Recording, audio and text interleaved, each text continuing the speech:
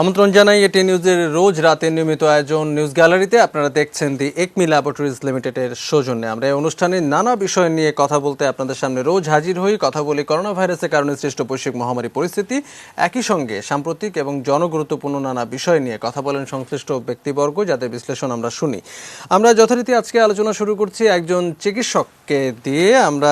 আমাদের সঙ্গে যুক্ত হচ্ছেন ঢাকার শহীদ সোহরাওয়ার্দী মেডিকেল কলেজ হাসপাতালের গাইনি ও প্রসূতিবিদ্যা বিভাগের সহযোগী অধ্যাপক ডাক্তার জান্নাত আরা ফেরদৌস। ডাক্তার জান্নাত আরা ফেরদৌস, আপনাকে অনেক ধন্যবাদ। বেশ কয়েকটি বিষয়ে আপনার ব্যক্তিগত অভিজ্ঞতার জায়গাটি নিয়ে একটু আলোচনা করতে আপনার সঙ্গে কথা বলতে এলাম। আমরা বাংলাদেশে করোনা ভাইরাসে আক্রান্ত প্রথম রোগী শনাক্ত হবার পরে আমরা দেখলাম প্রায় 9 মাস পার হলো, আজকে বোধহয় একদম কাটায় কাটায় 9 মাস পার হলো। তো এই 9 মাসে তো আমাদের চিকিৎসকরা অনেক বেশি অভিজ্ঞতা সঞ্চয় করলেন পুরো বিষয়টিকে ভালোভাবে সামাল দেওয়ার বিষয়ে। আমরা একটু বুঝতে চাই, যারা সন্তান সম্ভাবনা নারী বা যারা সদ্য মা হয়েছেন তাদের ক্ষেত্রে করোনা ভাইরাসের এই ঝুঁকিটি তো অনেক স্পর্শকাতর একটি বিষয়। আমরা এর মধ্যে অনেক তথ্য পেয়েছি, অনেক গবেষণা চলছে বিশ্বের বিভিন্ন দেশে। আপনার অভিজ্ঞতাটি শুনবো যে প্রসূতি বা সদ্য মা হয়েছেন বা সন্তান সম্ভাবনা এরকম নারীদের ক্ষেত্রে তো অনেক রকম শারীরিক জটিলতা নর্মালি আমরা দেখতে পাই এবং চিকিৎসকরাও অনেক রকম সতর্কতা এবং স্বাস্থ্য সচেতনতার কথা বলে থাকেন। করোনা ভাইরাসের কারণে কি ধরনের বাড়তি জটিলতা তৈরি হচ্ছে এবং বাড়তি কি সতর্কতার কথা আপনারা পরামর্শ দিচ্ছেন গত 9 মাসের অভিজ্ঞতার আলোকে? ধন্যবাদ আপনাকে।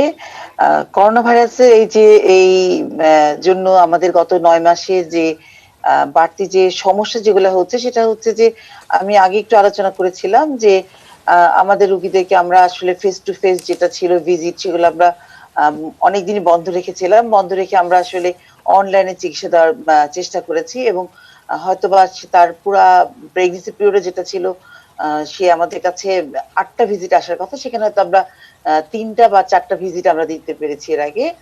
তো এখন যেটা করছি, এখন একটু আমরা ফেস টু ফেস ভিজিট কিছু বাড়িয়েছি।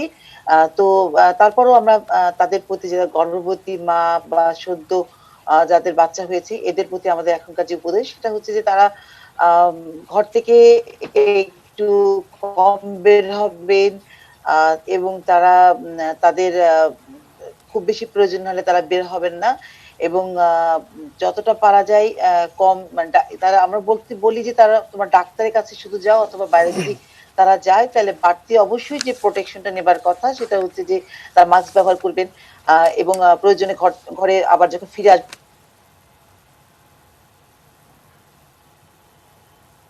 জি, ডাক্তার জান্নাত আরা, আপনি কি শুনতে পাচ্ছেন? তারপরে জি জি জি হ্যাঁ, জি জি জি হ্যাঁ, বলুন শুনতে আপনি। পাচ্ছি।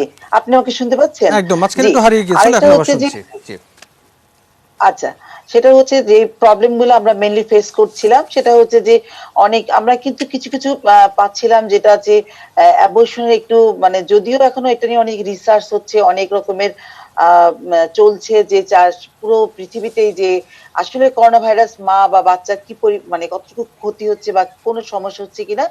তো সেটা দেখা গেছে যে কিছু কিছু অ্যাবর্শন কিন্তু আসলে বেড়েছে, হয়তোবা সরাসরি করোনা ভাইরাসের জন্য না, কিন্তু মা যে আপনার একটা টেনশনে, বাড়তি একটা যে টেনশন থাকে মায়ের, এই টেনশনের কারণেও বোধহয় তার কিছু মানসিক আসলে সমস্যার ফলে হয়তো বা তার এই আপনার যে জিনিসটা হচ্ছে, যে কিছু অ্যাবর্শন বা মিসক্যারেজ যেটা বলি, সেটা পাচ্ছি।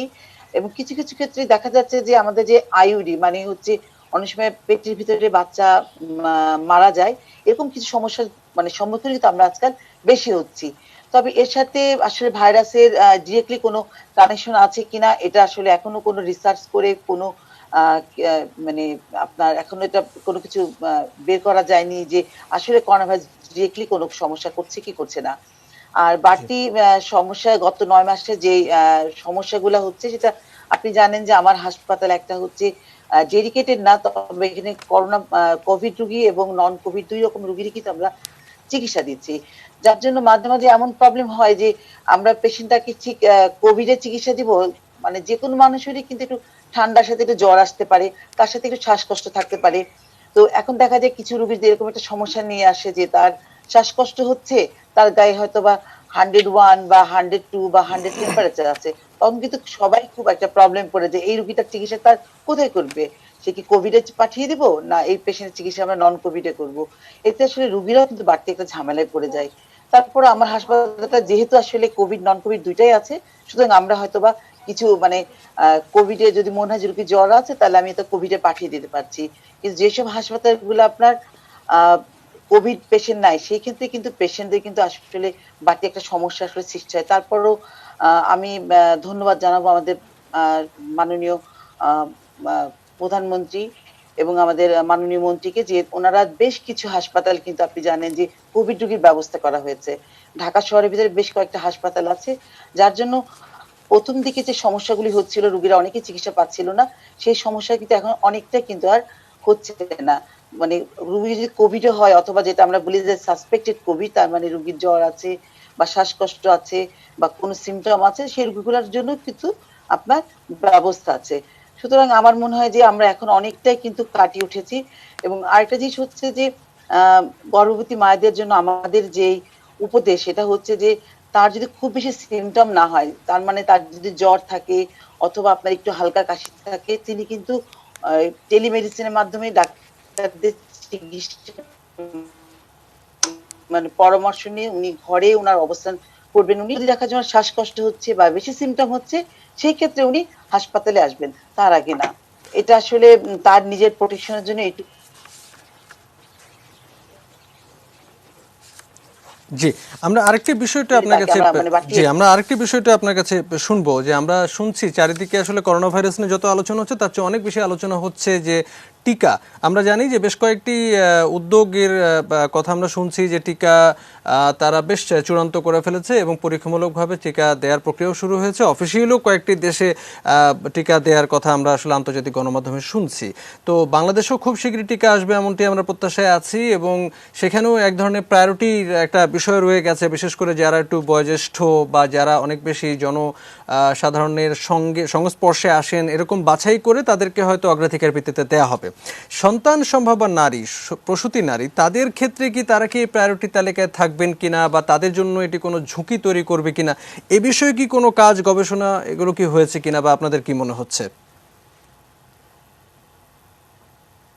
আসলে গর্ভবতী যে মা তার আসলে তার প্রোটেকশন আসলে খুব দরকার, কিন্তু এখনো সেরকম কোনো কাজ আসলে যে বাংলাদেশে হচ্ছে যে তাদেরকে টিকা দিবে কিনা, অগ্রাধিকার ভিত্তিতে তাদেরকে টিকা দেওয়া যাবে কিনা, অথবা টিকা দিলে তাদের কোনো গর্ভবতী যে মানে তাদের যে সন্তান আছে সে তার কোনো ক্ষতি হতে পারে সে বিষয়ে আসলে তেমন খুব বেশি কাজ কিন্তু এখনো আমাদের দেশে এগিয়ে মানে আগায়নি। তো যেটা নিয়ে কথা হচ্ছে যে আসলে আপনি যেটা বলছিলেন যে বয়স্ক এবং যারা আপনার বিভিন্ন কোমরবিডিটি রয়েছে তাদেরকে আসলে টিকা প্রথমে দেওয়া হবে। তবে গর্ভবতী মায়েদের ব্যাপারে এখনো তেমন কিন্তু কোনো কাজে কোনো মানে ওইরকম ভাবে কোনো নেওয়া হয়নি, ব্যবস্থা নেওয়া হয়নি যে তাদেরকে টিকা দিবে বা টিকা তাদের জন্য সেফ হবে কিনা। আমরা তবে হয়তো আমরা আরো আশা করছি অপেক্ষা করব, নিশ্চয়ই মানে অপেক্ষা করলে হয়তো আমরা বুঝতে জি পারবো জি যে জি আসলে এ বিষয়ে কি জি সিদ্ধান্ত জি বা জি কোনটি ভালো হবে। ডাক্তার জানাদার ফেরদৌস, আপনাকে অনেক জি। ধন্যবাদ আমাদের সঙ্গে আজকের এই আলোচনায় যুক্ত হবার জন্য। আপনাকে অনেক ধন্যবাদ এবং দর্শকদের অনেক ধন্যবাদ। নিশ্চয়ই।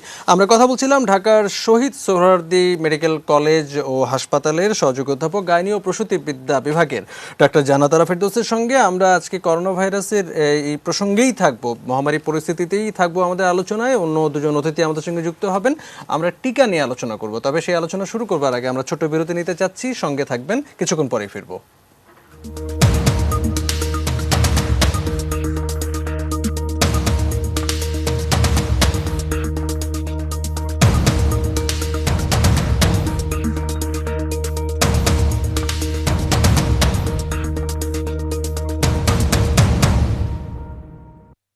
আবারও ফিরে এলাম, এটি নিউজের রোজ রাতে নিয়মিত আয়োজন নিউজ গ্যালারিতে। আপনারা দেখছেন দি একমি ল্যাবরেটরিজ লিমিটেডের সৌজন্যে। আমরা করোনা ভাইরাসের যে প্রসঙ্গে ছিলাম সেই প্রসঙ্গে আজকে আমরা থাকছি। তবে এ প্রসঙ্গে আমরা একটু যেতে চাই টিকা প্রসঙ্গে। গত কয়েক সপ্তাহ ধরে টিকা নিয়ে নানা অগ্রগতির খবর আমরা গণমাধ্যমে দেখছি, এবং সাধারণ মানুষের তো বরাবরই একটি মনোযোগ রয়েছে কবে টিকা আসবে, সেই প্রতীক্ষার হয়তো একটি অবসানের বিষয়ও আমরা দেখছি। এবং এই নিয়ে আসলে এক ধরনের আলোচনা রয়েছে, অনেক রকম কৌতূহল রয়েছে, এবং কিভাবে সেটি কারা আগে পাবে, কিভাবে সেটি সবার কাছে পৌঁছে দেওয়া যাবে, এ নিয়েও বিস্তর আলোচনা। আমরা এই আলোচনায় একটু আজকে থাকতে চাই। দুজন অতিথি আমাদের সঙ্গে আছেন, তাদেরকে একটু আলাপ করিয়ে দিই দর্শকদের সঙ্গে। আমাদের সঙ্গে আছেন কানাডা প্রবাসী সাংবাদিক, যিনি নতুন দেশ পত্রিকার প্রধান সম্পাদক ও প্রকাশক স্বাগত আলী সাগর, এবং রয়েছেন জনস্বাস্থ্য ও স্বাস্থ্য ব্যবস্থাপনা বিশেষজ্ঞ এবং পাবলিক হেলথ ফাউন্ডেশনের নির্বাহী পরিচালক তৌফিক জোয়ারদার, ডক্টর তৌফিক জোয়ারদার। দুজনকেই ধন্যবাদ জানাই আমাদের সঙ্গে এই আলোচনায় যুক্ত হবার জন্য। ডক্টর তৌফিক জোয়ারদারের কাছে আজকে প্রথমে যেতে চাই যে আমরা টিকা নিয়ে তো আসলে এক ধরনের উচ্ছ্বাস কাজ করছে বিশ্বের মোটামুটি সব দেশে, বাংলাদেশে তো বটেই, এবং এ নিয়েও এক ধরনের কৌতূহল, কারা পাবে, কিভাবে আসবে, কাদেরকে দেয়া হবে, কিভাবে অগ্রাধিকারের তালিকাটি তৈরি করা হবে, ব্যবস্থাপনা কি হবে, এরকম অনেক আলোচনা নিশ্চয়ই আমাদের দায়িত্বশীল যারা তারা নিশ্চয়ই এই বিষয়টি ভাবছেন। তবে একই সঙ্গে কেউ কেউ প্রশ্ন তুলছেন, কিন্তু খুব বেশি আমরা আলোচিত হতেও দেখছি না। আমরা যদি মহামারী বা যে রোগগুলো গত 100 বছরে সবচেয়ে বেশি মানুষকে ভয় পাইয়েছিল, উদ্বেগে ফেলেছিল এবং প্রাণহানির ঘটনা ঘটেছিল, প্রত্যেকটি ক্ষেত্রে আমরা দেখেছি প্রতিষেধক বা টিকা আবিষ্কৃত হতে দীর্ঘ সময় লেগেছে। যদিও করোনা ভাইরাসের এই ভাইরাসটি খুব বেশি পুরনো নয় এবং এই সময় চিকিৎসা বিজ্ঞান অনেক এগিয়েছে, আমাদের গবেষক এবং চিকিৎসা বিজ্ঞানীদের জ্ঞান এবং সক্ষমতাও নিঃসন্দেহে অনেক বেড়েছে। কিন্তু যে সময়ের মধ্যে আমরা টিকা প্রস্তুত হতে দেখলাম সেটি কি যথেষ্ট কিনা, যথেষ্ট পরীক্ষা নিরীক্ষা এবং যাচাই বাছাইয়ের যে প্রক্রিয়া, বৈজ্ঞানিকভাবে যে প্রক্রিয়াগুলো অনুসরণ করতে হয় সেগুলো যথেষ্টভাবে হয়েছে কিনা, এর পেছনে আসলে এক ধরনের বাণিজ্যিক প্রতিযোগিতা বিভিন্ন দেশ, বিভিন্ন প্রতিষ্ঠানের মধ্যে যে রয়েছে সেগুলোর কথাও আমরা অল্প অল্প শুনি, এটিও কি আসলে কাজ করছে কিনা, এই বিষয়গুলো কি আমাদের আলোচনা করা উচিত কিনা, সেই আলোচনা করতে এলাম। আপনার কাছে কি মনে হচ্ছে বিশ্লেষণ? ডেফিনেটলি আপনি যেটা বলেছেন যে প্রথম কথা, দুটো কথা খুব ক্লিয়ারলি বলা দরকার যে যদি একটা ভ্যাকসিন অ্যাপ্রুভড হয়ে আসে তাহলে আমাদেরকে 100 ভাগ আস্থা রাখতে হবে। আমি বলছি না যে 100 ভাগ কাজ করবে, কিন্তু আস্থার বিষয়টি, আস্থা মানে এই নয় যে মানে যে কোনো ভ্যাকসিনের কিন্তু একটা এফিকেসি থাকে, অর্থাৎ যে কোনো ভ্যাকসিন, আপনি যেই ভ্যাকসিনের কথাই বলেন না কেন, আমাদের দেশে কিন্তু ইপিআই প্রচলিত আছে, সেগুলোর কোনোটি কিন্তু 100 ভাগ ইফেক্টিভ না। কিন্তু আমরা যেটা ব্যবহার করি, অর্থাৎ যখন এটা একটা অ্যাপ্রুভাল বডি কর্তৃক অ্যাপ্রুভড হয়ে আসে, সেটার উপর আমাদের আস্থা রাখার কোনো বিকল্প নেই। এটার বিরুদ্ধে নানা রকম ষড়যন্ত্র তত্ত্ব সারা পৃথিবীতে প্রচলিত আছে। সৌভাগ্যবশত বাংলাদেশে তার প্রবণতা কম, এবং কম বলেই কিন্তু বাংলাদেশ ইমিউনাইজেশনে একটা অত্যন্ত গুরুত্বপূর্ণ জায়গা এবং সম্মানের জায়গা পৃথিবীতে অধিকার করতে পেরেছে। ইভেন আমাদের আশপাশের রাষ্ট্রগুলোর মধ্যেও কিন্তু বাংলাদেশের ইমিউনাইজেশনের রেট অনেক হাই। তো এটা হতে পেরেছে কারণ মানুষের অনাস্থাটা কিন্তু সেভাবে আমাদের সমাজে তৈরি হয়নি। আপনি যদি মার্কিন যুক্তরাষ্ট্রেও যান, সেখানেও প্রচুর মানুষ আছে যারা ভ্যাকসিনের বিরুদ্ধে নানা রকম প্রচার প্রচারণা চালায়। হ্যাভিং সেড দ্যাট, আপনি যে আরেকটা প্রসঙ্গ বললেন যে এখানে বাণিজ্যিক কোনো বিষয়াদি আছে কিনা, তো বাণিজ্যের প্রণোদনা ডেফিনেটলি আছে, এ বিষয়ে বলাই বাহুল্য। ইভেন যে যে তিনটা প্রথম ভ্যাকসিনের কথা সবচেয়ে বেশি আলোচিত হচ্ছে, যে ফাইজার বায়োনটেক যেটা মানে ফাইজারের যে ভ্যাকসিনটা প্রথম যেটা অনুমোদিত হয়েছে সেটা, এবং মডার্না, দুটোই কিন্তু সম্পূর্ণভাবে এবং একদম ঘোষণা দিয়েই তারা বাণিজ্যিকভাবে এটার উৎপাদনে গিয়েছে। আর 3 নম্বর যেটা, সেটা হচ্ছে যে অ্যাস্ট্রাজেনেকা অক্সফোর্ড, তারা বলছে যে আমরাও বাণিজ্যিক লাভে যাব, কিন্তু যখন প্যান্ডেমিকটা ওভার হয়ে যাবে, প্যান্ডেমিকটা সমস্যার সমাধান হয়ে যাবে, তখন আমরা এটাকে বাণিজ্যিকভাবে বাজারজাত করব, তার আগ পর্যন্ত আমরা বাণিজ্যিক থাকবো না। কিন্তু বাণিজ্যিক প্রণোদনা থাকলেই যে জিনিসটা আনসেফ হবে, এ ধরনের সরলীকরণ করাটা বোধহয় ঠিক হবে না। বাণিজ্যিক প্রণোদনা থাকার কারণে হয়তো ভ্যাকসিনের একটা মূল্যটা একটু বেশি হতে পারে, বাণিজ্যিকীকরণের কারণে ভ্যাকসিনের প্রাপ্যতা হয়তো দরিদ্র জনগোষ্ঠীর মধ্যে নিশ্চিতকরণের ক্ষেত্রে প্রতিবন্ধকতা সৃষ্টি হতে পারে, এগুলো হতে পারে। কিন্তু তার অর্থ এই নয় যে ফাইজারের মতো কোম্পানি বা মডার্নার মতো কোম্পানি শুধুমাত্র বাণিজ্যিক কারণে অসংখ্য মানুষের জীবনকে ঝুঁকির মধ্যে ফেলে দিয়ে they can get away with this, এটা আসলে বিশ্বাসযোগ্য না। এটা আসলে বাণিজ্যিকভাবেও এটা আসলে লং টার্মে যদি চিন্তা করেন, এই প্রতিষ্ঠানগুলোর যে পরিমাণ স্টেক এখানে থাকে, সেটার মাধ্যমে এই রিস্কটা তারা নেবে না।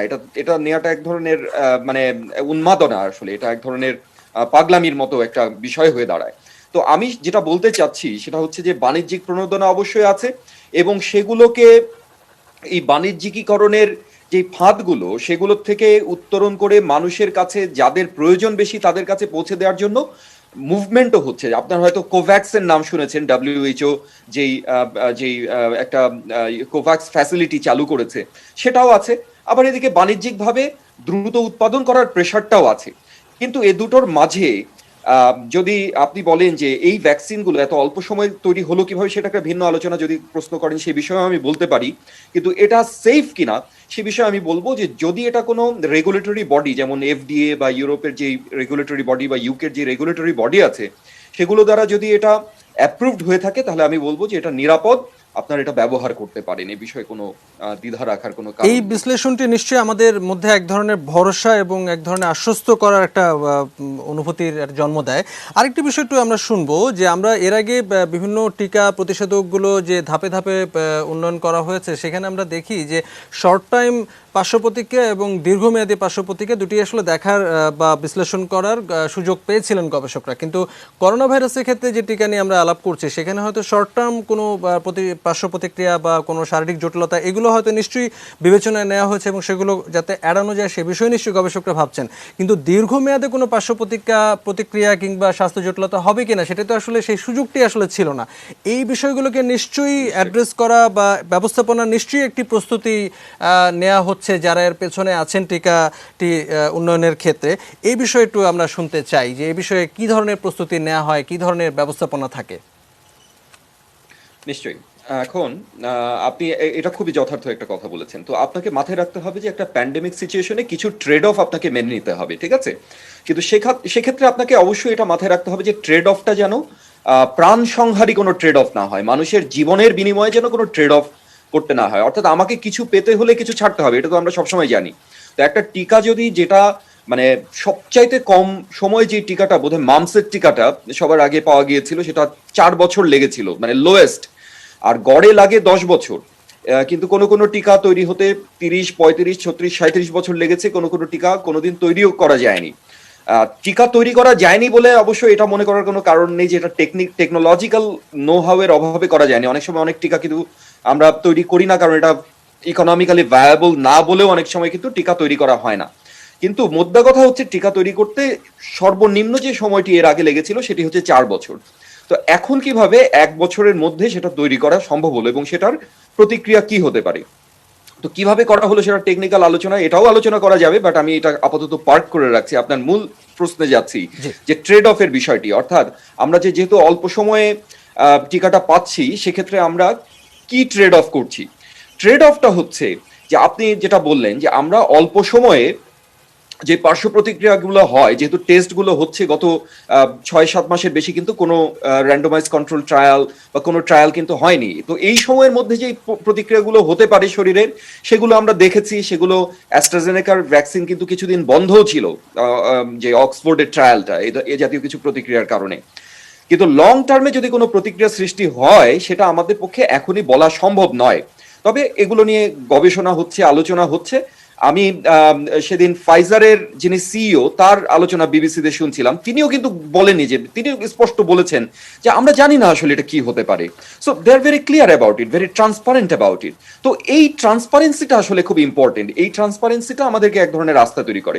আরেকটা ট্রেড অফ যেটা আছে যে একটা ভ্যাকসিন আমার শরীরে নিলে এটা কি আমাকে সারা জীবন মানে প্রোটেকশন দিবে না কতদিন দিবে, সেই জিনিসটা বুঝতে হলে আপনাকে তো ততদিন অপেক্ষা করতে হবে অন্তত, তাই না? আপনি যদি জানতে চান যে আমার শরীরে টিকাটা 1 বছর থাকবে কিনা অ্যান্টিবডিটা, সেটা বুঝতে হলে আপনাকে তো অন্তত 1 বছর অপেক্ষা করতে হবে। তো সেটা আমরা করতে পারছি না। অর্থাৎ একটা ভ্যাকসিন নেওয়ার পরে কতদিন পর্যন্ত আমরা প্রোটেকশনটা পাচ্ছি সেটা আমাদের পক্ষে এখনই মন্তব্য করা সম্ভব হচ্ছে না। তো এই দুটো হচ্ছে মূলত আমাদের বড় ট্রেড অফ। তো এই জন্য ফার্মাকোভিজিলেন্স যেটা, সেটা আমাদের চালিয়ে যেতে হবে। অর্থাৎ টিকা গ্রহণের পরেও আমাদের যে গবেষণা চালিয়ে যেতে হবে, মানুষকে নজরদারির মধ্যে রাখতে হবে, তাদেরকে সার্ভেলেন্স করতে হবে, দেখতে হবে কোন রকম প্রতিক্রিয়া তাদের শরীরে সৃষ্টি হচ্ছে কিনা। এটা সম্পূর্ণ বিজ্ঞান ভিত্তিক ভাবে এবং একটা নিয়মতান্ত্রিক ভাবে এই জিনিসটা সারা পৃথিবীতে চালিয়ে যাওয়া উচিত। আন্তর্জাতিক ভাবে তো চলবেই। বাংলাদেশে যারা গবেষক আছেন, এপিডেমিওলজিস্ট আছেন, তাদেরকেও কিন্তু এই জিনিসটা মাথায় রেখে ফার্মাকোভিজিলেন্স চালিয়ে যেতে হবে।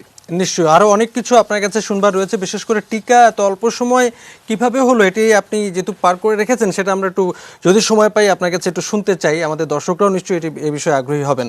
আমাদের সঙ্গে কানাডা প্রবাসী সাংবাদিক শওকত আলী সাগর আছেন, আমরা একটু তার কাছে শুনবো যে আমরা জানি যে বিশ্বের যে দেশগুলোতে খুব তাড়াতাড়ি টিকা সাধারণ মানুষকে দেওয়ার যে প্রক্রিয়াটি শুরু হয়েছে তার মধ্যে কানাডাও একজন, এবং আমরা বরাবরই জানি যে কানাডার সরকার বা সে দেশের সমাজ ব্যবস্থাটি সাধারণ মানুষের স্বার্থ, তাদের মঙ্গল, তাদের কল্যাণের বিষয়টি বেশ দৃশ্যমানভাবে কিন্তু গুরুত্ব দেয়, এবং আমরা তার অনেক প্রমাণও আসলে দেখি বিভিন্ন সিদ্ধান্ত বা বিভিন্ন উদ্যোগ বা বিভিন্ন কার্যক্রমে। টিকার বিষয়টি নিয়ে বরাবরই তারা আসলে এই বিষয়ে তারা অনেক স্পর্শকাতর ছিল, গুরুত্ব সহকারে তারা ভেবেছে, এবং আমরা তারই অনেক প্রতিফলন দেখছি। তো কানাডার আসলে অভিজ্ঞতাটি আমরা একটু শুনতে চাই, সেখানে আসলে পুরো বিষয়টিকে কিভাবে ব্যবস্থাপনা করা হচ্ছে, অগ্রাধিকার যে তালিকা করা হচ্ছে কাদেরকে আগে দেওয়া হবে সেই প্রক্রিয়াটি কীরকম, এবং যদি কোনো জটিলতা তৈরি হয় পার্শ্ব প্রতিক্রিয়া বা অন্য যে কোনো প্রতিক্রিয়া, সেটি ব্যবস্থাপনার ক্ষেত্রে, ঝুঁকি ব্যবস্থাপনার ক্ষেত্রে কী ধরনের কী অগ্রগতি, যেখান থেকে বাংলাদেশেরও হয়তো অনেক কিছু শিখবার রয়েছে, আপনার কাছে শুনবো। প্রথমে বলে নেই যে কানাডার জনসংখ্যা হচ্ছে 38 মিলিয়ন। কানাডা প্রায় 414 মিলিয়ন ডোজ কোভিড এর এই টিকা তারা অগ্রিম টাকা দিয়ে কিনে রেখেছে। এই টিকাগুলো কাজ করবে কি করবে না সেই ব্যাপারে যখনও কোনো নিশ্চিত হওয়া যায়নি, সেই সময়ও তারা নগদ টাকা দিয়ে এই টিকাগুলো কানাডা সরকার কিনেছে, এবং তারা জানতো যে যদি এটি কাজ না করে তাহলে এই টাকাটি আর ফেরত পাওয়া যাবে না। সেটি কানাডা সরকার করেছে, কারণ তাদের মাথায় ছিল জনগণ। গতকালকেই কানাডা সরকার ঘোষণা করেছে যে আগামী সপ্তাহে তাদের প্রথম চালান ফাইজারের টিকার প্রথম চালানটি কানাডাতে এসে পৌঁছবে, এবং তারা প্রথম যেই প্রভিন্সগুলোতে সবচেয়ে বেশি সংক্রমণের হার এখন আছে সেই প্রভিন্সগুলোতে সেগুলো পাঠানো হবে। এবং সংরক্ষণের জন্য, যেহেতু ফাইজারের টিকাটি সংরক্ষণের জন্য একটি বাড়তি ব্যবস্থাপনার দরকার হয়, -80°C মতো তাপমাত্রা রেফ্রিজারেশনের প্রয়োজন হয়, ফলে তারা নানা জায়গায় 14টির মতো জায়গা ঠিক করেছে যেখানে এগুলো থাকবে, এবং সেখান থেকে এই টিকা সরবরাহ করা হবে। এবং কারা পাবে সেটিও কিন্তু কানাডার বিশেষজ্ঞরা, একটা জিনিস আমি বলি যে আপনার এই অনুষ্ঠানে আমি একাধিকবার বলেছি যে কানাডাতে পুরো মহামারীর এই বিষয়টি ব্যবস্থাপনা এবং দেখভাল করার দায়িত্বের ফ্রন্ট লাইনে আছেন কিন্তু চিকিৎসকরা, বিশেষজ্ঞরা। রাষ্ট্র এবং রাষ্ট্রযন্ত্র আছে তার পেছনে। ফলে হেলথ কানাডা কিংবা বিশেষজ্ঞরা যা বলছেন, রাষ্ট্র প্রধানমন্ত্রী থেকে শুরু করে সরকার সেই কথাটাই শুনছেন। টিকার ক্ষেত্রেও তাই হচ্ছে।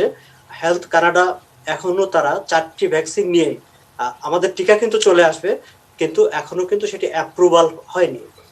গভর্নমেন্ট ভেবেছে যে যদি অ্যাপ্রুভাল হয়, যখনই অ্যাপ্রুভাল হবে সঙ্গে সঙ্গে যাতে জনগণকে দেওয়া শুরু করা যায়, সেই জন্য তারা আগে থেকে এনে সেখানে স্টোরেজ করে রাখছে। হেলথ কানাডা, আমরা আশা করছি, হেলথ কানাডাও বলছে যে এনি টাইম তারা রিভিউ করে দেখছে, এনি টাইম তারা যদি মনে করে যে ইট ইজ ফিট, তারা বলবে যে ওকে গো ফর দিস।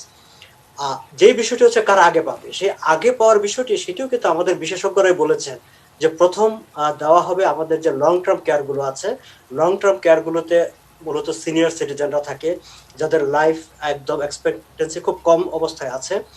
সেখানে যারা কাজ করেন আমাদের স্বাস্থ্যকর্মীরা, তারা সেখানে যারা বসবাস করেন তারা, এবং লং টার্ম কেয়ার গুলোতে যারা কাজ করেন তারা হচ্ছে প্রথম তালিকায় আছে। দ্বিতীয় তালিকায় আছে ফ্রন্ট লাইনে থাকা স্বাস্থ্যকর্মীরা। স্বাস্থ্যকর্মীদের ক্ষেত্রে বয়সটি ফ্যাক্টর না, যেহেতু স্বাস্থ্যকর্মীরা দেশের মানুষকে বাঁচিয়ে রাখার জন্য লড়াই করে যাচ্ছেন, সো তারা হচ্ছে অগ্রাধিকার তালিকায় আছেন। তার পরবর্তীতে আছেন যাদের বয়স 80-র উপরে, তারা। ঠিক এইভাবে কানাডা সরকার একটি তালিকা করেছেন। এই তালিকা অনুসারে তারা সারা দেশে যাতে টিকাটি তারা পায়, মানুষকে দিতে পারে, সেই একটি ব্যবস্থাপনা তারা করে রেখেছে। টিকা নিয়ে আলোচনা করছে দুজন অতিথি আমাদের সঙ্গে আছেন। জনস্বাস্থ্য বিশেষজ্ঞ ডক্টর তৌফিক জোয়ারদারের কাছে যেতে চাই।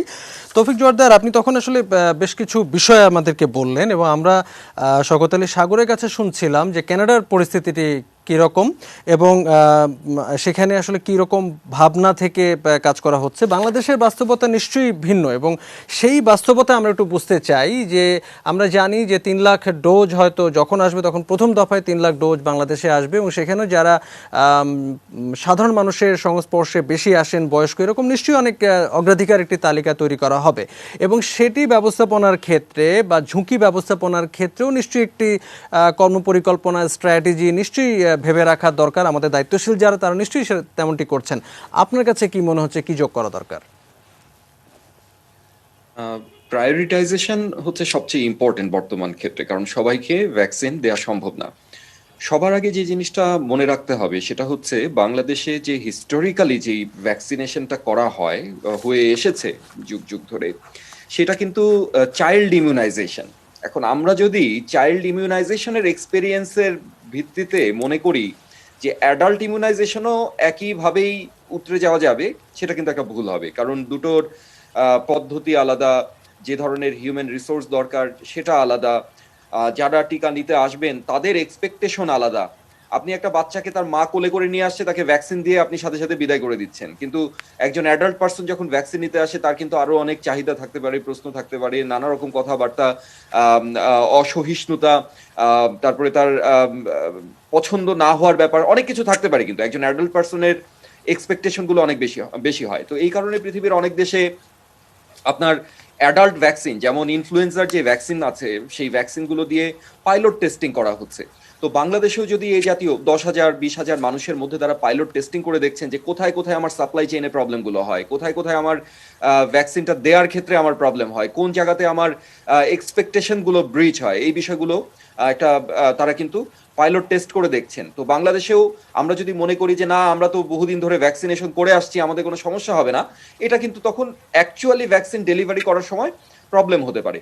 দ্বিতীয়ত যেটা হচ্ছে সেটা একটা খুবই টেকনিক্যাল একটা সমস্যা, সেটা হচ্ছে যে ভ্যাকসিন যেগুলো, বেশিরভাগ যে ভ্যাকসিনগুলো এখনো পর্যন্ত সবচেয়ে প্রমিজিং দেখা যাচ্ছে, মডার্না এবং ফাইজার, এগুলো দুটোই এমআরএনএ ভ্যাকসিন হওয়ার কারণে, এমআরএনএ ভিত্তিক ভ্যাকসিন হওয়ার কারণে এগুলো কিন্তু খুবই আনস্টেবল হয়। হ্যাঁ, আনস্টেবল হলে সেগুলোকে সংরক্ষণ করতে অনেক নিম্ন তাপমাত্রায় তাদেরকে সংরক্ষণ করার প্রয়োজন হয়, কিন্তু সেই টেকনোলজি কিন্তু আমাদের দেশে এখনো নেই।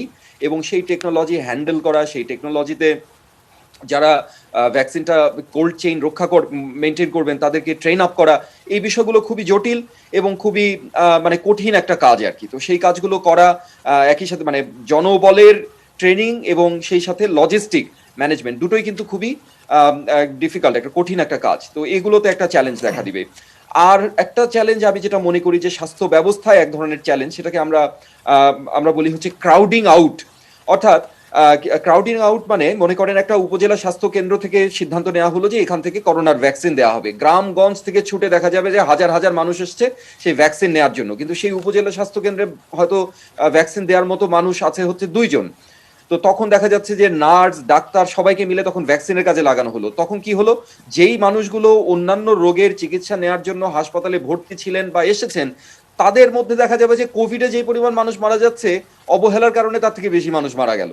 তার মানে দেখা যাচ্ছে এই যে একটা প্ল্যানিং এর ব্যাপার, এটা কিন্তু হিউম্যান রিসোর্স প্ল্যানিং, এটা শুধুমাত্র আপনার ডাক্তারি বিদ্যা দিয়ে এই সমস্যা সমাধান করা যাবে না, বা শুধুমাত্র আপনার একটা সায়েন্টিফিক চিন্তা দিয়ে এটাকে যে সমাধান করা যাবে তা না। অর্থাৎ সায়েন্টিফিক বলতে আমি বুঝাতে যাচ্ছি যে হাইলি টেকনোলজিক্যাল কোনো চিন্তা দিয়ে করা যাবে না, এটা একটা ম্যানেজমেন্ট ইস্যু। তো সেই ম্যানেজমেন্ট গুলোকে চিন্তা করতে হলে আমাদের স্বাস্থ্য ব্যবস্থা নিয়ে যারা কাজ করেন, health policy, health systems expert যারা আছে, তাদের এই জিনিসগুলো নিয়ে পড়াশোনা আছে, তাদের সাথে এঙ্গেজ হওয়া। আমরা প্রথম থেকে দেখে এসেছি যে যেই ফিল্ডের যেই মানুষগুলোর সাথে এঙ্গেজ হওয়া প্রয়োজন, সেসব মানুষগুলোর সাথে এঙ্গেজ হওয়ার ক্ষেত্রে এক ধরনের কুণ্ঠা, এক ধরনের মানে অনিচ্ছা আমরা প্রথম থেকে দেখে এসেছি। কিন্তু সেটা যদি ভ্যাকসিনের ক্ষেত্রেও আমরা দেখি, সেটা কিন্তু আরো মানে একটা ভালো কাজ করতে গিয়েও পরিপূর্ণ ভালো ফলটা আমরা কিন্তু ঘরে তুলতে পারবো না। তো এই বিষয়গুলো আমাদেরকে একটু আরেকটি বিষয় যে আমরা কিন্তু ব্যাপক যোগাযোগ এবং ব্যাপক প্রচারের পরেও কিন্তু আমরা আসলে মানুষের মধ্যে যে খুব যে সচেতনতা তৈরি করতে পেরেছি তাও কিন্তু না। আমরা এখনো দেখি যে মাস্ক পরা বা অন্যান্য স্বাস্থ্যবিধি মানার ক্ষেত্রে মানুষের মধ্যে, বেশিরভাগ মানুষের ক্ষেত্রে এক ধরনের উদাসীনতা রয়েছে।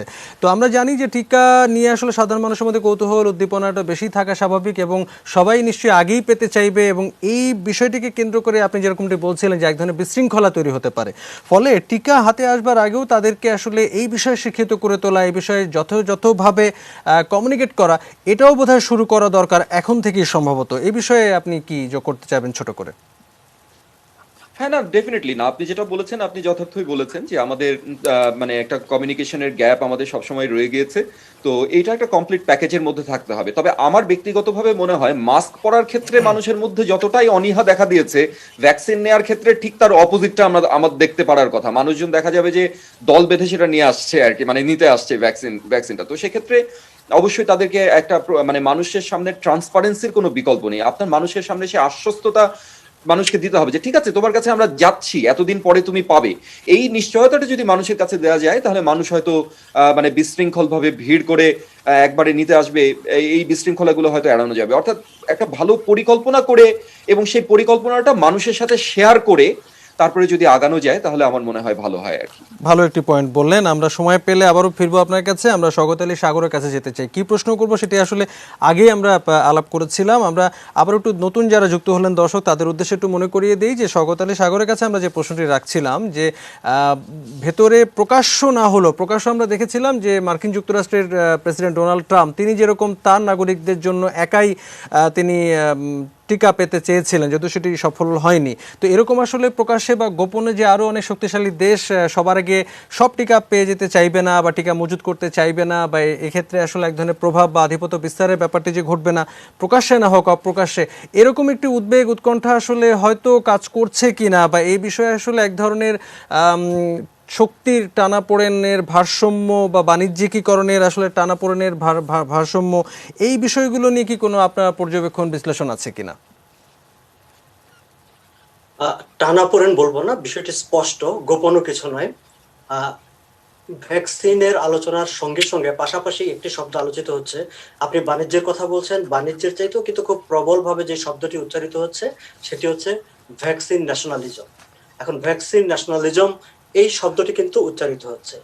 ভ্যাকসিন কারা পাবে, কেউ অতিরিক্ত জমা মানে কি বলবো আমি, মজুত করে ফেলছে কিনা, এই মজুত করে ফেলছে কিনা, এই এই এই আশঙ্কাটা কিন্তু অবাস্তব কিছু নয়। আমি যদি 30শে নভেম্বর পর্যন্ত যেই সব দেশ ভ্যাকসিন কেনার পারচেজ এগ্রিমেন্ট করেছে সংশ্লিষ্ট কোম্পানিগুলোর সঙ্গে, তার যদি একটি চিত্র আপনাকে আমি বলি, এই পর্যন্ত যেই চিত্র, সেখানে দেখা যাচ্ছে যে মার্কিন যুক্তরাষ্ট্র তারা এগ্রিমেন্টের মধ্যে আছে 2.6 বিলিয়ন ডোজেস। তারপরে আছে ইউরোপীয় ইউনিয়ন, তাদের হচ্ছে 2 বিলিয়ন। তৃতীয় স্থানে যে দেশটি আছে সেটি হচ্ছে আমাদের প্রতিবেশী ভারত, তাদের হচ্ছে 1.6 বিলিয়ন। বিলিয়নের অনেক নিচে এসে মিলিয়নের ঘরে আছে দুটি দেশ, ইউকে যুক্তরাজ্য 450, কানাডা 414। সবচেয়ে বেশি স্টক যদি বলেন আপনি, মজুতকারী দেশ, ভ্যাকসিনের মজুতকারী, আমি যদি এই শব্দটি ব্যবহার করি, সেই জায়গায় হচ্ছে ইউএসএ, ইইউ, ইন্ডিয়া, ইউকে এবং কানাডা। এই দেশগুলোর কাছে এখন সবচেয়ে বেশি ভ্যাকসিন তারা পয়সা দিয়ে কিনে এগ্রিমেন্ট করে তাদের হাতে এই ভ্যাকসিনগুলো আছে। বাংলাদেশের পরিমাণ সেখানে দেখাচ্ছে, ওই চার্টটিতে দেখাচ্ছে 30 মিলিয়ন। এখন প্রশ্নটি হচ্ছে, এই বিষয়টি নিয়ে কিন্তু মাত্র কয়েকদিন আগে বাংলাদেশের মিডিয়াতে বিষয়টি খুব একটা আসেনি। রেড ক্রিসেন্টের যিনি প্রেসিডেন্ট, তিনি একটি উদ্বেগ প্রকাশ করে বিবৃতি দিয়েছিলেন। তিনি বলেছিলেন যে গত মার্চে ভ্যাকসিন সরবরাহ নিয়ে, যাতে দরিদ্র দেশগুলো, উন্নয়নশীল দেশগুলো ভ্যাকসিন যাতে পায় সেটি নিশ্চিত করার জন্য একটি ব্যবস্থাপনার কথা বলা হয়েছিল। ডক্টর জোয়ারদার একটি কথা বলেছেন, তিনি কোভ্যাক্সের প্রসঙ্গটি এনে থেমে গেছেন। তখন কিন্তু সেই আলোচনাটি ছিল যে কোভ্যাক্সের মাধ্যমে একটি ডিস্ট্রিবিউশন চ্যানেল তৈরি করা, যাতে বিশ্বের দরিদ্র বা উন্নয়নশীল দেশগুলো পায়। এবং রেড ক্রিসেন্টের প্রেসিডেন্ট তার বিবৃতিতে আশঙ্কা প্রকাশ করেছেন যে সেই কমিটমেন্ট থেকে বড় দেশগুলো সরে গেছে। আসলে বড় দেশগুলো এখন নিজেদের চাহিদার দিকে, নিজেদের যোগানের দিকে তারা বেশি মনোযোগী হচ্ছে। ফলে এটি একটি আশঙ্কার জায়গা আছে অবশ্যই, যে যদি এই তিনটি দেশের কাছে বিলিয়নের বেশি ডোজ থাকে এবং তারা চাইবে, যেহেতু তারা আগে পয়সা দিয়েছে এবং তারা চাইবে যে আগে তাদের দেশ, তাদের চুক্তি অনুসারে কোম্পানিগুলো তাদেরকে দেওয়ার চেষ্টা করবে। কানাডা যেই কারণে এই সপ্তাহে তাদের ভ্যাকসিন নিয়ে আসছে সেটি কিন্তু সেই চুক্তির কারণেই। ফলে বাকি দেশগুলো এই জায়গাটা একটু পিছিয়ে পড়বে, এই একটি আশঙ্কা থাকে। এখন আপনি যদি বাণিজ্যের জায়গায় যান, বাণিজ্যের জায়গাটায় আমি খুব বেশি আশঙ্কা প্রকাশ করি না, এই কারণে যে দেখেন এই কোম্পানিগুলো, আমি যদি ঠিক ফাইজারের কথা বলি, যে যাদের ভ্যাকসিনটি এই মুহূর্তে যুক্তরাজ্যে দেওয়া শুরু হয়েছে, ফাইজারের হচ্ছে যদি আমরা এক বছরের তাদের যেই রেভিনিউ দেখি, আমরা রেভিনিউ তো 50 বিলিয়নের মতো তাদের রেভিনিউ হয়, এবং সেখানে তাদের 16 বিলিয়ন হচ্ছে, $16 বিলিয়ন হচ্ছে বলা হয় তাদের প্রফিট। এবং যারা এই বাণিজ্য কি পরিমাণ হবে না হবে তা নিয়ে যারা ব্যাখ্যা বিশ্লেষণ করেন, তারা একটি ব্যাখ্যা দাঁড় করিয়েছেন যে এই ভ্যাকসিনের মাধ্যমে ফাইজারের কি পরিমাণ লাভ হতে পারে। ফাইজার যদি 2021-এ 1.3 বিলিয়ন, তারা মনে করছে যে 1.3 বিলিয়ন ডোজেস তারা সাপ্লাই দিতে পারবে, এবং তারা যে প্রাইসটি ধরেছে এখন পর্যন্ত, সেই প্রাইসে হিসাব করলে দেখা যায় যে তাদের আসলে শুধুমাত্র টিকা থেকে 2021-এ $24 বিলিয়ন তাদের একটা রেভিনিউ হবে, যেখানে প্রফিট হবে 7 বিলিয়ন।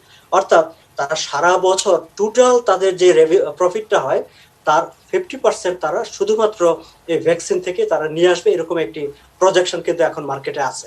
কিন্তু একটি জিনিস আমি বলতে চাই, যে বাংলাদেশে আমরা যারা সেলফোন ব্যবহার করি, বাংলাদেশে একসময় কিন্তু আমরা সিটি সেলের সেলফোন ব্যবহার করতাম, সেই সিটি সেলের সেলফোনটি কিন্তু পরবর্তীতে হারিয়ে গেছে।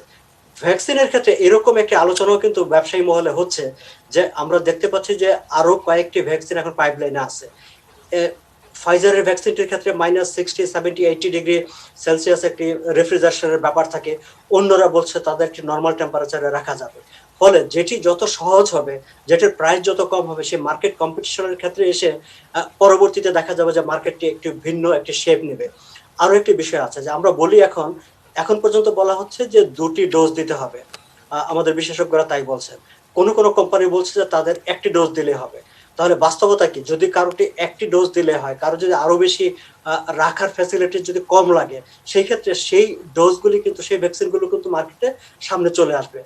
বিষয়টি যদি এমন হয় যে আসলে 1 বছর পর 2 বছর পরে ভ্যাকসিনের আর দরকারই হচ্ছে না, তখন কিন্তু ভ্যাকসিনের বাণিজ্য কিছু থাকবে না। ফলে এই নানা বিষয়গুলো কিন্তু বাণিজ্যে কাজ করবে। কিন্তু সবচেয়ে বড় যে বিষয়টি আমার ধারণা, আমার কাছে মনে হয় যে কোম্পানিগুলো যেই জায়গায় নজর দিতে চাইবে সেটি হচ্ছে ইকুইটি, একটি ব্র্যান্ড ইকুইটি। দেখেন, ব্যবসার ক্ষেত্রে ক্যাশ ইকুইটি কিন্তু মুখ্য না, ব্র্যান্ড ইকুইটি হচ্ছে একটি বড় জিনিস। এই সময় নিজেদের ব্র্যান্ড ইমেজ তৈরি করার মাধ্যমে অনেক ছোট কোম্পানি, মাঝারি কোম্পানি, কিংবা যেসব কোম্পানি বাজারে গুডউইল প্রশ্নের মুখে আছে, তারা এই ভ্যাকসিনের মাধ্যমে নিজেদের একটা ব্র্যান্ড ইকুইটি তৈরি করে তারা বরং ব্যবসায় টিকে থাকার চেষ্টা করবে। কিন্তু বাস্তবতা হচ্ছে, ভ্যাকসিনের আলোচনার সঙ্গে সঙ্গে আপনি পশ্চিমা দেশের স্টক মার্কেটের দিকে যদি তাকান, যেদিন ফাইজার বলল যে আমার এই ভ্যাকসিনটি 95% কাজ করছে, সেদিন কিন্তু এখানকার স্টক এক্সচেঞ্জে $1 ট্রিলিয়ন উপরে ট্রানজাকশন হয়েছে। আমরা সারা বিশ্বে বলছি যে ইকোনমি একটি স্থবির অবস্থায় আছে, কিন্তু আপনি যে কোনো স্টক মার্কেটের দিকে পশ্চিমের তাকান, সেখানে কিন্তু বুম অবস্থা। স্টক মার্কেট এন্ড ইকোনমির আলোচনা দুটিকে কিন্তু আমরা একসাথে মিলাতে পারছি না। কারণটা কি? যখন এই ভ্যাকসিনের খবর আসছে, স্টক মার্কেট ধাই ধাই করে উপরে উঠে যাচ্ছে, চাঙ্গা হয়ে যাচ্ছে। এবং পশ্চিমের ইকোনমিতে আমরা বলি যে যদি স্টক মার্কেট যদি চাঙ্গা থাকে, তাহলে ইকোনমি একটা পজিটিভ স্ট্রেংথের উপর আছে। ফলে এই যে ভ্যাকসিনের আলোচনাটা ডক্টর জোয়ারদার বলছিলেন যে এটি হচ্ছে কনফিডেন্সের বিষয়, এটি হচ্ছে বিশ্বাসের বিষয়, আস্থার বিষয়। এবং ভ্যাকসিনের আলোচনাটা আসলে ইকোনমিতে, মানুষের মধ্যে, জনগণের মধ্যে যে একটা কনফিডেন্স তৈরি করছে, সেই কনফিডেন্সটা আসলে বিজনেসকে, ইকোনমিকে একটা অ্যাক্সিলারেশনের দিকে নিয়ে যাচ্ছে, সামনে একটা চাঙ্গা অবস্থার দিকে নিয়ে যাচ্ছে। কোভিড এর ভ্যাকসিনের যদি আপনি বাণিজ্য বলেন, যদি ট্রেড বলেন, আমার কাছে মনে হচ্ছে এটা হচ্ছে সবচেয়ে বড় বাণিজ্য, যে টোটাল ইকোনমিতে একটা কনফিডেন্সের সিগন্যাল দিয়ে ইকোনমিকে দ্রুত সোজা হয়ে দাঁড়ানোর, দ্রুত গতিতে ফিরে আসার একটি পরিবেশ তৈরি করছে এই ভ্যাকসিনের খবরটি। এটি হচ্ছে ভ্যাকসিনের সবচেয়ে বড় বাণিজ্য। কিন্তু ভ্যাকসিনের জন্য সবচেয়ে দুশ্চিন্তার বিষয় যেটি ঢাকার মিডিয়াতে এসেছে, ইন্টারপোল যে স্টেটমেন্টটি করেছে, যে বিষয়টি হচ্ছে যে ভ্যাকসিন, নকল ভ্যাকসিন আসতে পারে বাজারে, ভ্যাকসিন হাইজ্যাক হয়ে যেতে পারে। এটি কিন্তু সত্যিকার অর্থে আমি দেখছিলাম যে খবরে, বা আমাদের যারা এক্সপার্টরা তারা যে কথাটি বলছিলেন, বা কানাডা যে কাজটি করছে, যে তারা কিন্তু একটি জিপিএস ট্র্যাকিং নেটওয়ার্ক তৈরি করেছে। কি কারণে? যে একটি শহর থেকে আরেকটি শহরে যখন ভ্যাকসিন যাবে, এবং ভ্যাকসিন ট্রান্সপোর্টেশনের জন্য যে টেন্ডার দেওয়া হয়েছে, কানাডার টেন্ডারে কিন্তু একটি শর্ত যুক্ত করে দেওয়া হয়েছে যে এই ডোজগুলো ট্র্যাক করা যাবে, রাষ্ট্র সরকার তার জায়গায় বসে ট্র্যাক করতে পারবে, এরকম একটি ব্যবস্থা তোমার ট্রান্সপোর্টেশনে থাকতে হবে। আমার ধারণা যে অন্যান্য দেশগুলো তাই করছে, যে একটা জিপিএস ট্র্যাকিং সিস্টেমের মাধ্যমে যে একটি ভ্যাকসিন এক জায়গা থেকে আরেক জায়গায়, এক শহর থেকে আরেক শহরে, এক দেশ থেকে আরেক শহরে যে যাবে, সেটি অলওয়েজ একটি নেটওয়ার্কের মধ্যে থাকবে, এরকম একটি ব্যবস্থা কিন্তু তাগিদ দেওয়া হচ্ছে এবং সেটি তৈরি করা হচ্ছে। এটি হচ্ছে একটি গুরুত্বপূর্ণ বিষয়। আমি পত্রিকায় পড়ছিলাম যেটি পোলিও ভ্যাকসিন যখন হয়, তখন কানাডার মন্ট্রিয়ালে বেশ অনেকগুলো ভ্যাকসিন চুরি হয়ে গিয়েছিল। এখনো কানাডা বের করতে পারে নাই যে ভ্যাকসিন গুলো তারা কেন চুরি করেছিল। এবং ইন্টারপোলও কিন্তু বলছে যে এখনো ভ্যাকসিন চুরি হতে পারে, বা ভ্যাকসিন যে ডিস্ট্রিবিউশনের নেটওয়ার্ক, সেটি নষ্ট করে দিতে পারে দুর্বৃত্তরা। এখন ভ্যাকসিনটি কেন চুরি হবে, চুরি করে কেন ব্যবহার করবে, সেটির কিন্তু কোনো কারণ নাই। কিন্তু একটি কারণ আছে, যদি কোথাও থেকে যদি একটি লট চুরি হয়, তাহলে টোটাল যে ভ্যাকসিনের যে সিস্টেম, ডক্টর জোয়ারদার আমার সাথে ভালো বুঝবেন, কারণ তখন এই কাউন্টারফেট ভ্যাকসিনের একটা আশঙ্কা তৈরি হবে। সে কোম্পানি একটা আশঙ্কা থাকবে যে আমার কোন ব্যাচের কোন জায়গা থেকে সেটি চুরি হয়ে গেল, তাহলে কোনগুলো বাজারে গিয়ে কি বিরূপ প্রতিক্রিয়া সৃষ্টি করবে। সেই আশঙ্কা, সেই আলোচনাগুলি কিন্তু এখন ভ্যাকসিনেশন কাছে সবচেয়ে গুরুত্বপূর্ণ হয়ে উঠেছে পশ্চিমা দেশে। খুব চমৎকার আসলে বিশ্লেষণ করলেন, অনেকগুলো পয়েন্ট আমরা আসলে খুব তন্ময় হয়ে শুনছিলাম। যে প্রসঙ্গে আপনি শেষ করলেন যে ভ্যাকসিন হাইজ্যাক হওয়া বা চুরি হওয়া বা এই ধরনের বিপর্যয়, তৌফিক জোয়ারদার কি এই বিষয়ে কি এক লাইনে কিছু যোগ করতে চাইবেন আপনার ভাবনাটি? একদমই এক লাইনে যোগ করার মতো যে এটা আসলে একটা খুব গুরুত্বপূর্ণ, মানে কাউন্টার ফিট মেডিসিন এবং কাউন্টার ফিট ভ্যাকসিন কিন্তু একটা খুব গুরুত্বপূর্ণ ইস্যু। আমাদের দেশে এইগুলো নিয়ে আলোচনা খুব বেশি হয়নি, কারণ হচ্ছে আমাদের একটা সেন্ট্রাল ইয়ে থেকে, ইপিআই থেকে সরকারিভাবে ভ্যাকসিন গুলো দেওয়া হয়। আফ্রিকার অনেক দেশে কিন্তু কাউন্টার ফিট ভ্যাকসিন এটা একটা বিরাট ইস্যু, এবং কোভিড-19 নিয়ে ডেফিনেটলি এই সমস্যাগুলো সৃষ্টি হতে পারে। আপনার মানে এই কথার সাথে আমি পরিপূর্ণভাবে একমত। আমরা এই যে বিষয়টি নিয়ে আজকে আলোচনাটির শেষ প্রান্তে এলাম, এটি নিয়ে হয়তো আমরা আরেকদিন বড় করে একটি আলোচনা শুরু করতে পারি। আমরা দুজনকেই ধন্যবাদ জানাই, আমাদের সঙ্গে যে দুজন অতিথি ছিলেন, দুর্দান্ত আলোচনা হয়েছে। আমরা তন্ময় হয়ে শুনছিলাম নিশ্চয়ই দর্শকরাও, এবং অনেক বিশ্লেষণ এবং নতুন তথ্য আমাদের জানা হলো। শওকত আলী সাগর এবং তৌফিক জোয়ারদার, আপনাদের দুজনকে অনেক ধন্যবাদ। ধন্যবাদ। আমরা কথা বলছিলাম জনস্বাস্থ্য বিশেষজ্ঞ ডক্টর তৌফিক জোয়ারদার এবং কানাডা থেকে কানাডা প্রবাসী সাংবাদিক শওকত আলী সাগরের বিশ্লেষণ। একসঙ্গে আমরা আমাদের আলোচনার শেষ প্রান্তে চলে এলাম। এতক্ষণ যারা আমাদের সঙ্গে ছিলেন টেলিভিশন সেটের সামনে কিংবা অনলাইনে, তাদের সবাইকে অনেক ধন্যবাদ।